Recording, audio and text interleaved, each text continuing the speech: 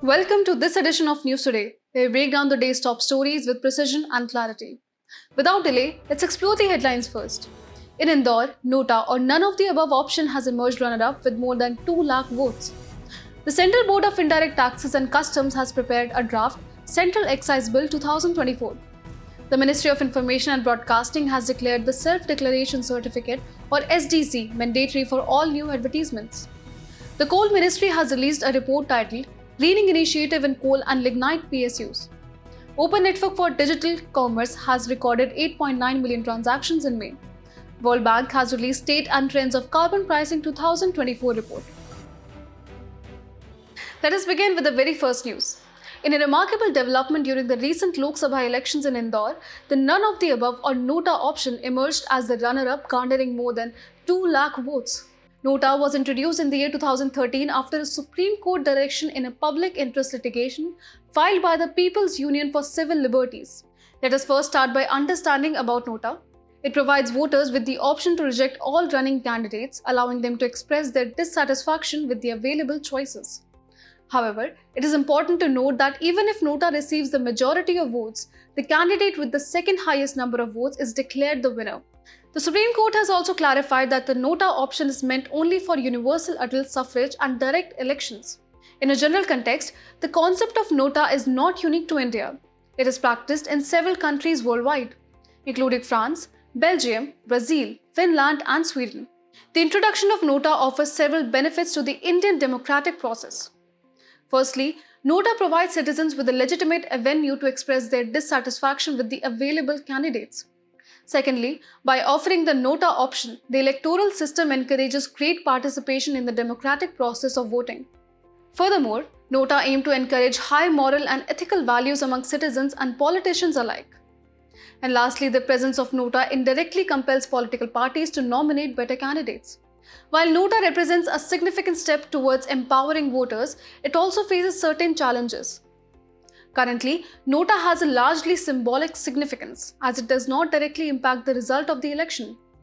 The meager amount of votes polled on Nota in most elections raises questions about its effectiveness in bringing about substantial change. Nota option can be further strengthened, as done in local body election of Maharashtra. In Maharashtra, local body election re-election may be conducted when majority votes are Nota. By strengthening the Nota provisions and ensuring the effectiveness, India can take a significant step towards a more responsive and accountable political system that truly reflects the will of the people. In our next news, the Central Board of Indirect Taxes and Customs has prepared a draft Central Excise Bill 2024, which aims to replace the Central Excise Act of 1944. The proposed Central Excise Bill 2024 seeks to enact a comprehensive modern central excise law by repealing old and redundant provisions. The bill also aims to promote ease of doing business. Let's begin by understanding more about excise duty. The excise duty is an indirect tax collected from customers by retailers or intermediaries. It is paid when goods are transferred from the manufacturing unit to a warehouse. The excise duty is governed by two sets of acts. The Central Excise Act 1944, which governs the levy and collection of excise duties on goods manufactured or produced on the country, and the Central Excise Tariff Act 1985, which classifies the goods on which central excise duty is levied and the rates of duty payable. It's important to note that with the introduction of the Goods and Services Tax, many types of excise duty were subsumed. Today, excise duty applies only to petroleum and liquor. The Central Excise Duty was replaced by the Central GST, while the excise duty on alcohol, alcoholic preparations and narcotic substances is collected by the state government and is called State Excise Duty. In conclusion, the proposed Central Excise Bill 2024 aims to streamline and modernize the process and is a significant step towards simplifying the excise duty system in India. Moving on to the next news. In a significant move to promote responsible advertising and protect consumer interest, the Ministry of Information and Broadcasting has declared the Self-Declaration Certificate or SDC mandatory for all new advertisements. As per the Supreme Court directive, no advertisement will be permitted to run on television, print media or the internet without a valid self-declaration certificate. The certificate, signed by an authorized representative of the advertiser or advertising agency, must be submitted through designated portals. For TV and radio advertisements, the Broadcast Seva portal will be the platform for SGC submission, while print and digital or internet advertisements will require SGC submission through the Press Council of India's portal. The certificate must certify that the advertisement does not contain any misleading claims and complies with all relevant regulatory guidelines. These guidelines include those stipulated in the Cable Television Networks Rules 1994 and the norms of journalistic conduct of the Press Council of India. The introduction of the mandatory SGC holds immense significance. Firstly, by ensuring transparency and accountability. By preventing misleading advertisements being published with no accountability on the part of the manufacturers, promoters, and advertisers. Also, ensuring consumer protection by preventing violation of the rights of the consumers, unfair trade practices, and false advertisements which are prejudicial to the interest of the public. Moreover, the SDC will facilitate better implementation of existing legislations and rules, such as the complaints registered under Guidelines for Prevention of Misleading Advertisements and Endorsements of Misleading Advertisements 2022. If we talk about the Press Council of India, then it plays a crucial role in the implementation of the SDC requirement for print and digital or internet advertisements. Established under the Press Council Act 1978, the PCI is a statutory quasi-judicial autonomous authority tasked with preserving the freedom of the press and maintaining and improving the standards of newspapers and news agencies in India.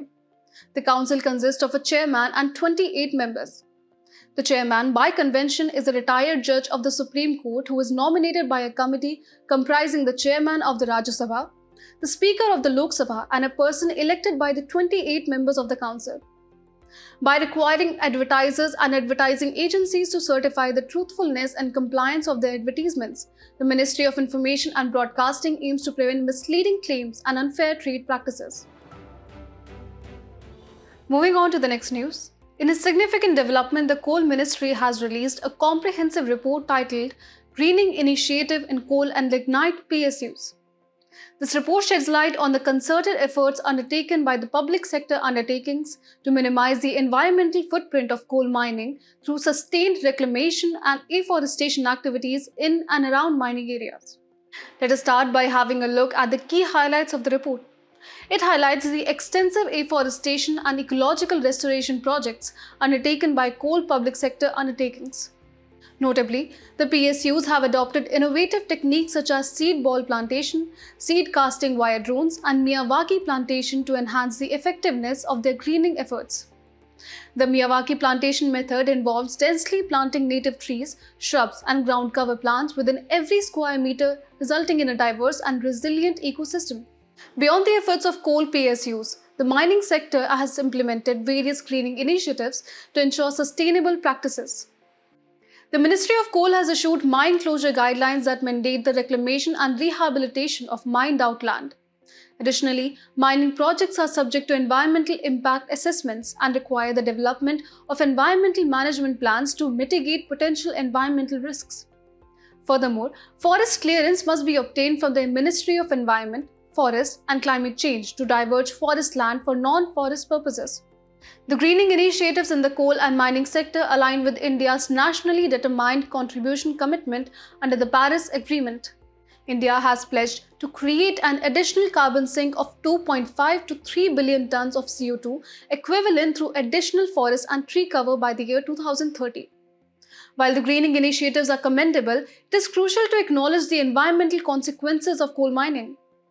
Open-coast coal mining results in the loss of large amounts of fertile land each year. Moreover, the settling of harmful toxic metals in agricultural fields further exacerbates the problem by impacting agricultural productivity and soil fertility. Coal mining also leads to changes in land profile, land degradation, and adverse impacts on flora and fauna. Additionally, mining activities often result in the displacement of local communities and loss of livelihoods, highlighting the need for socially responsible mining practices. Air pollution, water pollution, and acid rock drainage are among the other environmental challenges associated with coal mining. In conclusion, the extensive afforestation and ecological restoration efforts undertaken by coal PSUs demonstrate their commitment to minimizing the environmental footprint of coal mining.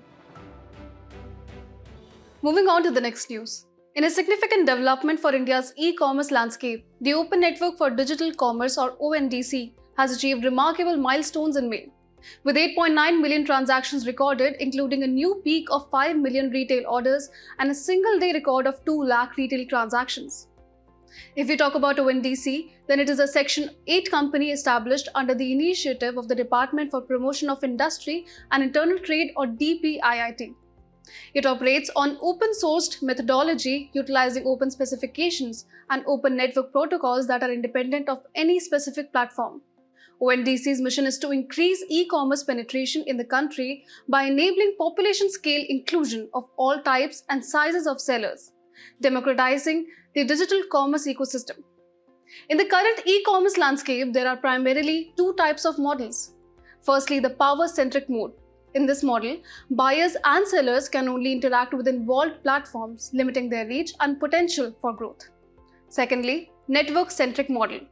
ONDC aims to promote a network-centric model where buyers and sellers can interact with each other in a platform-agnostic manner. Platform agnostic refers to software, systems, or tools that are designed to operate across multiple platforms. ONDC offers numerous benefits to different stakeholders in the e-commerce ecosystem. Let's look at them one by one. For sellers, ONDC provides an equal opportunity regardless of their size to compete with large market players and become discoverable online. With ONDC, buyers can enjoy a seamless shopping experience, accessing a wide range of products across categories in a single checkout process. Other than that, ONDC enables rapid adoption of products and services, improving scalability for tech companies. And lastly, ONDC also opens up opportunities for fintech companies to provide credit and financing solutions to all entities engaged in e-commerce. While ONDC presents immense potential for transforming the e-commerce landscape, it also faces certain challenges which include resistance from incumbent players and transitioning offline businesses to the online mode, and many more. By empowering sellers, enhancing the buyer experience, and fostering innovation and collaboration among tech companies and fintech players, ONDC is paving the way for a more inclusive and democratized e-commerce ecosystem. In our next news, the World Bank has released State and Trends of Carbon Pricing 2024 report. Let's discuss the key findings of the report. In a significant milestone, carbon pricing revenues in the year 2023 surpassed $100 billion for the first time. The report highlights that there are currently 75 global carbon pricing instruments in operation covering approximately 24% of global greenhouse gas emissions. Notable progress towards carbon pricing implementation has been made by Brazil, India, and Turkey. Notably, China and India are largest host countries in terms of issuances of carbon credits. If we talk about carbon pricing, it is an instrument that attaches a cost to greenhouse gas emissions, typically through CO2 pricing mechanisms. The main types of carbon pricing include emissions trading systems, or ETS, and carbon taxes. ETS allows emitters to trade emissions units to meet their targets. Cap and trade systems and baseline and credit systems are the two types of ETS. On the other hand, carbon taxes directly set a price per unit of greenhouse gas emissions or carbon content. The benefits of carbon pricing are manifold. It places the burden of emissions damage on polluters, spurring investment and innovation in clean technology. Moreover, it facilitates the Paris Agreement emissions pathways for limiting global warming to below 2 degrees Celsius or 1.5 degrees Celsius. At the national level, India introduced the Carbon Credit Trading Scheme in the year 2023. The country has also implemented the Perform, Achieve and Trade Scheme by the Bureau of Energy Efficiency and levies a clean energy cess of Rs 400 per ton of coal. On the global stage, carbon pricing gained momentum under the Kyoto Protocol 1997 with 3 market-based mechanisms: international emissions trading, the Clean Development Mechanism, and joint implementation. The Paris Agreement's Article 6 further allows countries to transfer carbon credits earned from the reduction of greenhouse gas emissions. In conclusion, the State and Trends of Carbon Pricing 2024 report underscores the growing importance and adoption of carbon pricing mechanisms worldwide. As nations strive to combat climate change and transition to a low-carbon future, carbon pricing will continue to play a crucial role in driving sustainable economic growth and reducing greenhouse gas emissions. The place in news for today is Mexico, with its capital Mexico City. It is in news as Claudia Sheinbaum has been elected as the first woman president of Mexico. If we talk about its political features, it shares its territorial borders with the United States of America to its north, Guatemala and Belize to its southeast. Moreover, it shares its maritime boundaries with Pacific Ocean to its west and south, the Gulf of Mexico and Caribbean Sea to its east. Talking about its geographical features, it is a part of the Circum-Pacific Ring of Fire, which is a region of active volcanism and frequent seismic activity. Its major rivers are Rio Grande, Yaqui, etc. It consists of Sierra Madre mountain range. Its major mountain peaks are the Pico de Orizaba, Popocatépetl, Iztaccíhuatl. As we conclude today's main news, let's have a look at some quick updates. Australia has decided to allow non-citizen residents from the Five Eyes Alliance to join its armed forces. If we talk about the Five Eyes Alliance, then it is a multilateral intelligence sharing network between US, UK, Canada, Australia and New Zealand. The Preston curve was first proposed by American sociologist Samuel H. Preston in 1975. It highlights that an increase in per capita income of a country does not cause much of a rise in the life expectancy of its population beyond a point.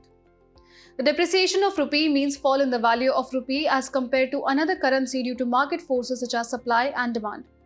The reason for the same can be political instability and outflow of capital. FSSAI has directed food businesses operators to remove claims of 100% fruit juice from labels and ads. As per FSSAI, there is no provision of such claims as per Food Safety and Standards, Advertising and Claims Regulations 2018. A research group found that Hawking radiation should be observable by existing telescopes. Hawking radiation is named after the physicist Stephen Hawking, who hypothesized HR in 1974. Moreover, it has never been directly observed. The Indian Council of Medical Research seeks to provide oral formulation of hydroxyurea to treat sickle cell diseases in children. Hydroxyurea is in a class of medications called antimetabolites, whereas SCD is a group of inherited disorders that changes the shape of RBCs from round to a C-shaped farm tool called sickle. Researchers found that when infected by viruses, bacteria, Klebsiella pneumoniae use ribonucleic acid to bind reverse transcriptase. RT are RNA-dependent deoxyribonucleic acid polymerases, a group of enzymes that play a unique role in the flow of genetic information. China's Chang'e 6 spacecraft has taken off from the moon to bring back samples from the far side of the moon. If we look at the benefits of lunar sample, then it includes the useful information about the early history of the moon and the Earth.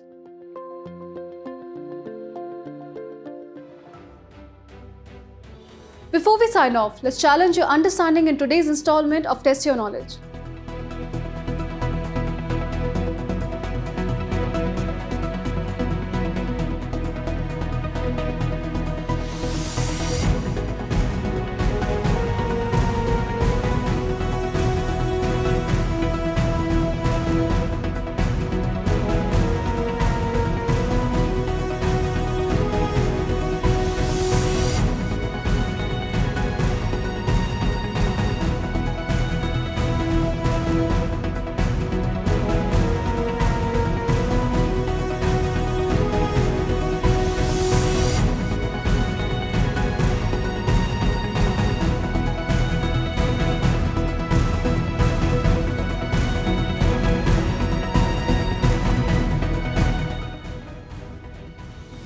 We appreciate your company. We hope you found this episode of News Today engaging. For the solution to today's quiz and to access the PDF version of News Today, remember to visit the provided links in the description.